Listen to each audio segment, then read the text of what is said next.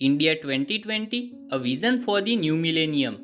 दोस्तों, इस बुक को भारत के 11वें राष्ट्रपति एपीजे अब्दुल कलाम और वाईएस राजन ने साथ मिलकर लिखा है।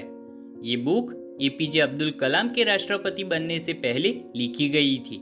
1998 में लिखी गई थी ये बुक। इस बुक में इंडिया के फ्यूचर के बारे में बात की गई है और साथ ही इंडिया को किस तरह से डेवलप करे उसकी भी बात की गई है इस बुक में।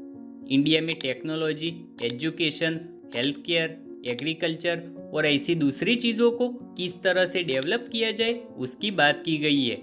युवाओं की शक्ति, देश की चुनौतियों का समाधान करना, साथ ही इंडिया को डेवलप नेशन बनाने के लिए विज्ञान और टेक्नोलॉजी किस तरह यूजफुल है वो भी बताया है। इंडिया के सपनों को साकार करने की एक की है ये बुक। इस बुक में भारत की क्या कमजोरी और क्या ताकत है वो बताया है। अब इस सब का श्रेय एक 10 साल की लड़की को जाता है।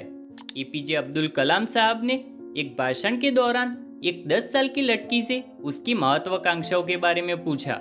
लड़की ने जवाब दिया, मैं एक विकसित भारत में रहना चाहती हूँ। इंडिया को 2020 तक एक मजबूत कंट्री कैसे बनाई जाए उसकी ब्लूप्रिंट दी है। इंडिया की दूसरी कंट्री जैसे अमेरिका, चाइना, मलेशिया और इजराइल जैसी कंट्री से तुलना की है और फिर मिले हुए आंकड़ों से किस तरह इंडिया को एक डेवलप कंट्री बनाई जाए उसका रास्ता दिखाया है।